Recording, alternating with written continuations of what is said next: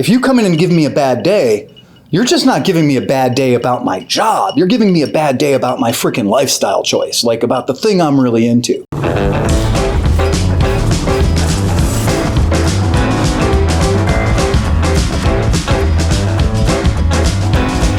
Welcome back to another episode of Moto Stories with Unkie Phil.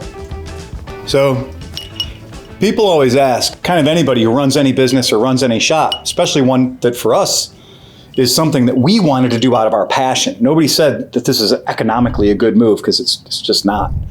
But when you do something that's your passion, if you come in and give me a bad day, you're just not giving me a bad day about my job. You're giving me a bad day about my freaking lifestyle choice, like about the thing I'm really into.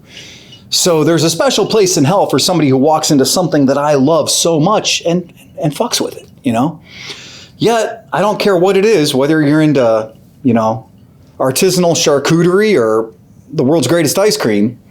If you take pride in what you do every single day and somebody comes in and criticizes it, right? Yeah, go make your own fucking artisanal charcuterie or whatever.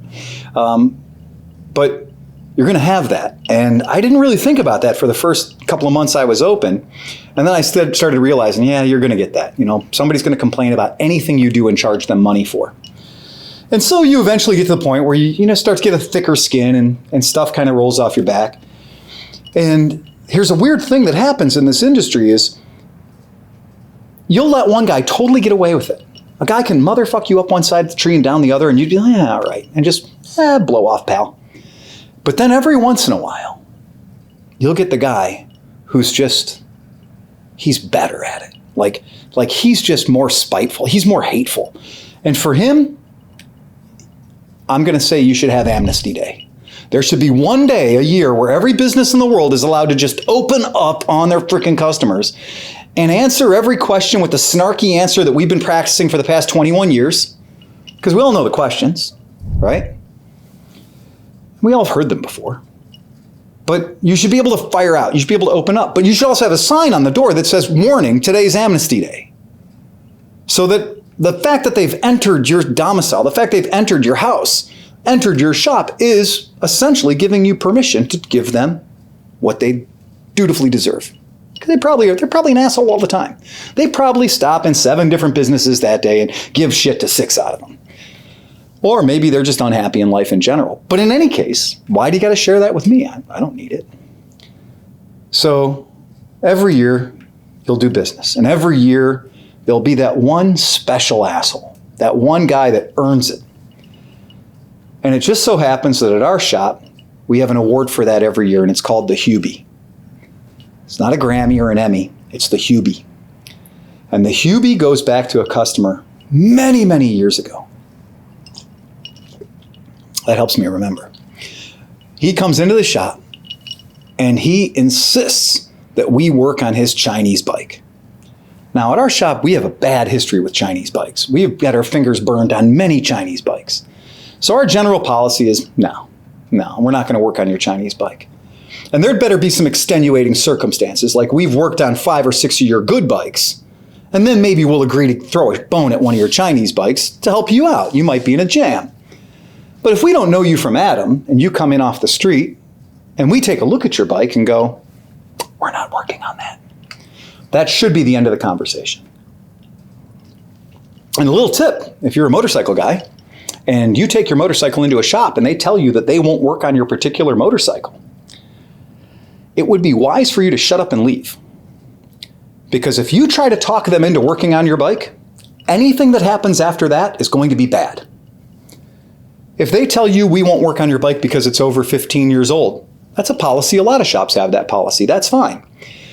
Take your bike elsewhere, give your business to a mechanic that's more homegrown and willing to get his fingers a little bit dirtier. That's fine. But don't try to talk him into working on your bike, because if you win, you will lose. I guarantee somebody's going to write the invoice. And when they write the invoice, they're going to remember that. They're going to say something like, well, we will work on it, but only if it's in our best interest. Both of the S's in interests are dollar signs, right? And you're going to pay that. You're going to pay them to be interested in your bike because they've already told you once they won't work on it. Well, Mr. Huber had brought his bike in, and Mr. Huber was on the wrong side of 70. And he doddered in, came in like a 70-year-old guy did and told us what he had. And we told him, sir, we don't work on those. We just don't like Chinese stuff. We can't get parts. It's hard to support. And I hate to say it, but we're going to work on it today. And then tomorrow something else is going to break. And you're going to blame us.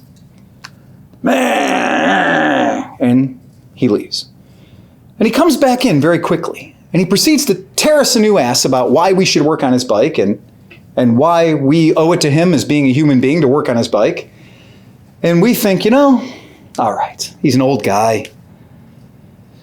He doesn't have long on this earth. Let's do him a solid. Let's agree to work on his bike. So we agree to work on his bike. We get the bike in the service department. Our mechanics go over the thing and they're just like, Phil, we can't do it. There's just no way. There's 96 things on this bike that are ready to break right now. And plus the 12 things it's in here for. So Phil, I'd really rather if we didn't work on this bike. I go back, I look at it, I confirm that's exactly what it is. I call Mr. Huber up. I explain to him, sir, there's just too much wrong with your bike. Even if we did write a total dollar amount, it's cheaper to buy a new bike. This thing's worth nothing. It's Chinese. It's had a good life. It's lived 1,200 miles. Viking funeral, right? Just get rid of it. Come and pick your bike up.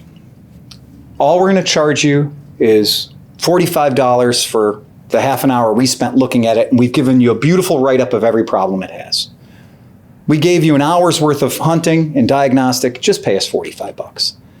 Well, no way. Not Mr. Huber. No, not that cocksucker. He came in on fire. I mean on fire. And he came in and he was just, you motherfucker, you said you'd work on it. And if you say you're going to work on it, you got to work on it. And he was just being evil. And I could hear this all happening. And James is my service director. And James is not somebody you'd look at and be like, James looks like a person I'd like to fuck with today. James doesn't look like a person you'd like to fuck with. James could lift the corner of this building up, no problem. And James is covered in tattoos. And James, well, shaved head and the whole thing. And I wouldn't want to fuck with James. But you know what? Mr. Huber wanted to fuck with James. God bless him. And he did. And so I hear the voices raising. And I figure, I should probably get involved. Here's my second tip for you. If somebody says, sir, you need to leave my building now, you should leave. Because what happened next is I walked towards him, he walked towards me. I walked towards him, he walked towards me. And he started jamming his fingers into my chest. This 70-something-year-old man, whose face was an entire liver spot with 1 or 2 hairs growing out of the top of it, was jamming me in the middle of my chest. You know what that move's called, right? Fuck you, buddy. Fuck you, buddy. That's what it is. And so I just went, well, we're going to have to work through this. And I just chest pushed him the whole way out. And Renee at this point, stunning moment of clarity. Renee's our shop manager. We love Renee to death.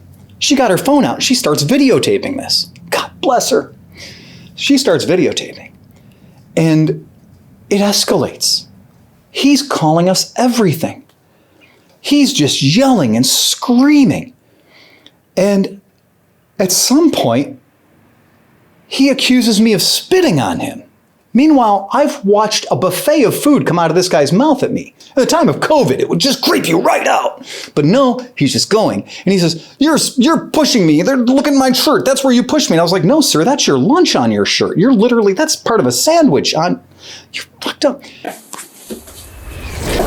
Wait. Walk out that door. Do not re-enter this property under any circumstances. Step outside and stay there. You witnessed that. You just touched me, sir. That is assault. I'm afraid now. I'm afraid it is, sir. You come up with me against like that, that is assault. Here, that's it. I'm not a punk at all. You come into my shop and refuse to pay your bill, a fair bill, do that again. Touch me. Spit on me. You'll end up in jail. You just spit on me. Spit on me. You just saw that. I'm sorry, what? You just spit on me. I did no such thing. Oh, the hell you didn't. That's your lunch on your shirt. You'll see what will happen to you. I'll wait for you, and then I'm going to beat the dog shit out of both. Are you really? Yes. Really? Yeah. She's videotaping. Good. You're going to do what? I'm going to beat the shit out of you. Okay. Give me my vehicle now. You pay the invoice to get the vehicle back. I want an explanation. I gave you a complete explanation. No, you don't. I explained everything on that invoice. No, you Ask don't. me any question about that invoice. And so James come out and he just yells, and we had called the police, and the police car had shown up. And now it was a matter of the police are, your ride's here. And he said, I'm going to come back and I'm going to kick the dog shit out of both of you. In my life, man, I'll never be that brave. In my life, I will never be that 100% self-assured as this 70-plus-year-old dude was, and his Chinese bike and everything he had going on, that he was willing to throw down and potentially get his ass kicked by not one, but two dudes that are, we can take care of ourselves. That was Mr. Huber. I put Mr. Huber's bike in the back of my truck and I delivered it back to his house for free. We ate the $45 on that one, man. It was not worth going after it. And that's why every year at our shop, we have an event and we award the Hubie. And that's what you have to do to earn a Hubie. But when you talk to people that own shops, I guarantee every single one of them has a story about a guy like Mr. Huber. And when we handed him off to the cops, you know what they all said? Oh yeah, we know this guy. So ride fast and take chances.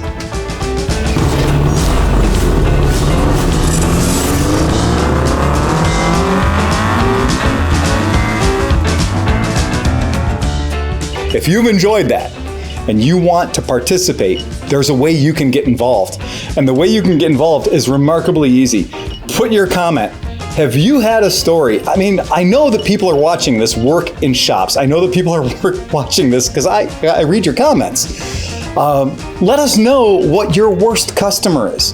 So leave us a comment. Everybody begs, subscribe, whatever. Leave us a comment right here, right at this point right there. See that? That right there? That's our email address. motostorieswithUnkiePhil@gmail.com. I know it's long, but it's dignified. And you should send some story to us because I'm telling you, I love it and we are going to read them. We're going to go through them. Yeah, we might rip on it a tiny bit. And if you tell us we suck, we appreciate that too, because everybody needs that, just that little come to Jesus bit of reality in their life. So remember, participate, be a part of this, leave us a comment, shoot us with an email right there, and it'll just make it better. And we all want that because we're going to keep hammering these things at you. So might as well make them good, something you like. All right, guys, see you next time.